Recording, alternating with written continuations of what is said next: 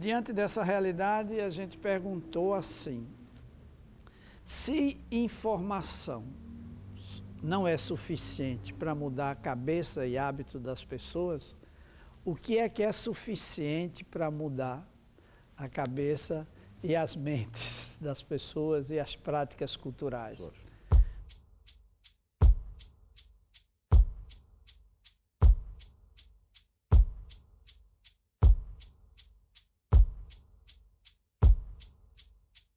Veja lá, o meu nome é Abdalazes de Moura. Eu estou aqui em Florianópolis a convite do programa do curso de Educação do Campo, do programa do PET, e vou conversar hoje à tarde com os estudantes do curso. Vou então contar um pouco da minha história. Eu sou de Pernambuco, nasci na área rural de Pernambuco, mais precisamente na zona da Mata Norte. Tenho 76 anos, desses 76, 50 pelo menos tem sido dedicado à luta e à convivência com os agricultores, com assentados, com o movimento de mulheres, movimento das comunidades eclesiais de base. E a partir de 1989, eu com um grupo de pessoas criamos o Serviço de Tecnologia Alternativa, é o CERTA. E dentro da experiência do CERTA, nós criamos uma proposta de educação do campo que se chama Proposta Educacional de Apoio ao Desenvolvimento Sustentável. E a nossa conversa vai girar um pouco sobre essa proposta. O que é essa proposta, como é que nós desenvolvemos esse trabalho, o que é que ela significa e o que é que ela pode aportar de contribuição para a Universidade Federal de Santa Catarina e para outros estudantes e militantes dos movimentos sociais. De 1985 a 1989, eu fiz a coordenação pedagógica de um centro criado pelos bispos do Nordeste II, que se chamava Centro de Acompanhamento aos Projetos Alternativos da Seca. Foi um período em que estava se mudando a visão sobre o semiárido. As políticas anteriores em relação à seca eram políticas de combate à seca. Mas a partir de 1982, um movimento muito forte junto às universidades, movimentos sociais, pastorais, religiosas, levou as pessoas a pensar não como um combate à seca, mas como uma convivência com o semiárido, já que se tratava de um elemento natural, repetido, histórico, geográfico, e não se tratava de combater, mas de conviver. Então os bispos, muito sabiamente, criaram este centro para fazer formação de agricultores, lideranças e técnicos para essa nova dimensão da convivência com o semiárido.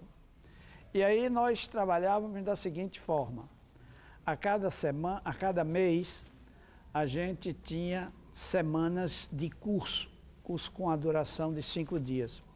As pessoas se inscreviam e vinham fazer os cursos e na sexta-feira retornavam para casa.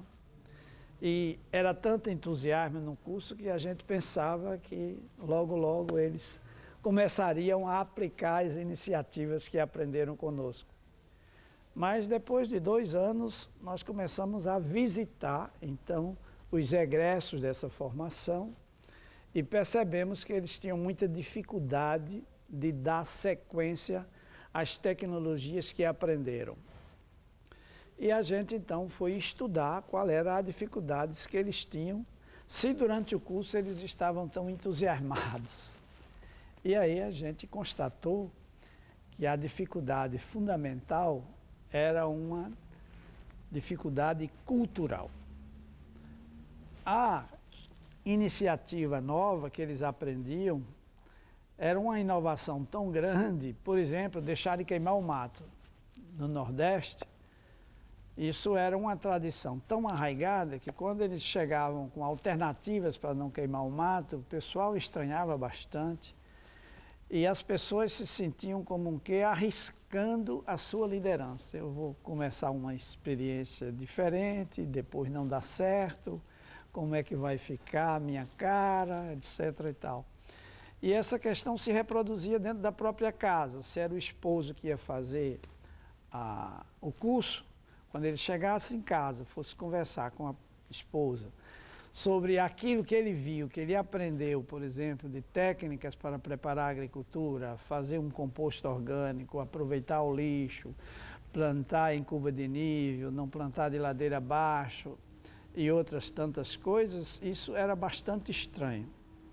Então, diante dessa realidade, a gente perguntou assim: se informação não é suficiente para mudar a cabeça e hábito das pessoas, o que é suficiente para mudar a cabeça e as mentes das pessoas e as práticas culturais? Então a gente viu que precisava algo mais próximo das pessoas, algo mais próximo do afeto, do sentimento e não só do conhecimento. Por mais prático que fosse a formação, a gente viu que faltava algo. E aí assumimos uma atitude que, em vez de convidar os agricultores para assistirem curso fora das suas comunidades, nós, técnicos e educadores, nos deslocássemos para as comunidades.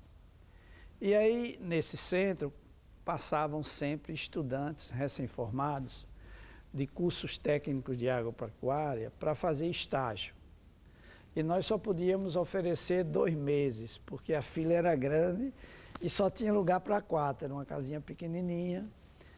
E aí conseguimos articular um projeto com o recurso do governo estadual de Pernambuco para facilitar um mutirão, uma pequena diária que desse para que a gente fizesse o desenvolvimento dessas tecnologias nas próprias comunidades. Selecionamos 400 famílias e um agricultor, uma família acolhia em um município um desses técnicos por 2 meses. E durante 2 meses eles estariam trabalhando todos os dias nas propriedades. Eles trabalhando, fazendo com os próprios agricultores. Quando terminaram os 2 meses, nós fomos fazer um balanço com 61 dessas lideranças e mais 30 técnicos que participaram desse programa. E aí, o que é que aconteceu? Qual foi a novidade? A novidade é que ninguém queria parar mais o mutirão. Acharam tão bom, tiveram tanto resultado concreto na roça, nos cercados, na reparação das instalações rurais, acharam tão bom trabalhar em grupo que gostariam de continuar. Então, o que é que impede que a gente continue? Nem o agricultor que acolheu os técnicos queria que ele fosse embora, nem eles também queriam ir embora. Então, vamos dar sequência. E nessa história de dar sequência, se foi 1 ano, por conta própria, da iniciativa, o protagonismo das próprias famílias e dos próprios técnicos. Quando chegou perto, depois de 1 ano, o SECAPAS, o Centro de Acompanhamento que a gente trabalhava, ia encerrar o seu projeto, o seu programa, em 89, e aí começaram a se perguntar, mas como é que vai ficar o mutirão? E aí, discutindo alternativas, a gente pensou associar essa iniciativa ao sindicato, às pastorais ou às cooperativas. Mas quando a gente foi procurar esse pessoal, a gente viu que eles já tinham suas agendas e era uma atividade muito específica.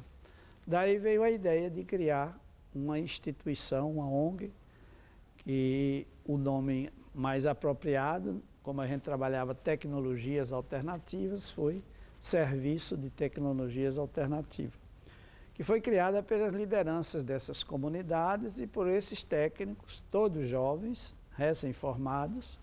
Eu era o mais velho, era o camarada que já tinha uma rodada aí de 20 anos na educação popular, Trabalhei 7 anos junto a Dom Helder Câmara, o arcebispo de Olinda e Recife, que tinha criado, na época, um movimento de evangelização Encontro de Irmãos.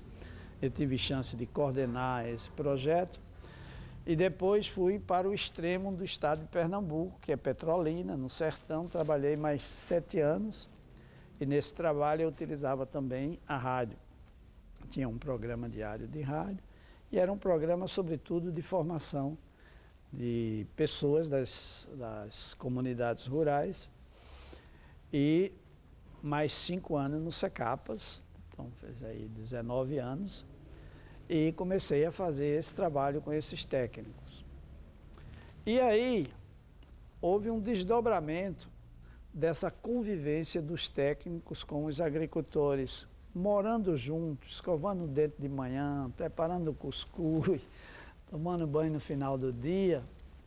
Os técnicos escutavam muito as pessoas e, entre essa escuta, havia uma lamentação dos pais em relação aos seus filhos jovens e adolescentes. Era que eles não sentiam mais interesse nos seus filhos de continuarem o trabalho do campo. Esse período foi um período que se sucedeu ao governo de José Sarney, onde houve uma inflação muito grande, e nessa inflação agricultores vendiam terras e animais para pôr na poupança. E aí, quando alguém se aposentava na família, os filhos começavam uma pressão grande para ir morar na cidade. E com essa pressão eles desabafavam e revelavam muita angústia. E nós nos reuníamos todo mês, 1 ou 2 dias, os técnicos, para que a gente pudesse estudar os resultados, os impactos, os efeitos que eles estavam encontrando no trabalho e também para fortalecer a nossa formação. Passamos então a nos preocupar com esta situação e começamos a ter uma leve suspeita de se perguntar o que é que esses meninos e essas meninas estão aprendendo na escola.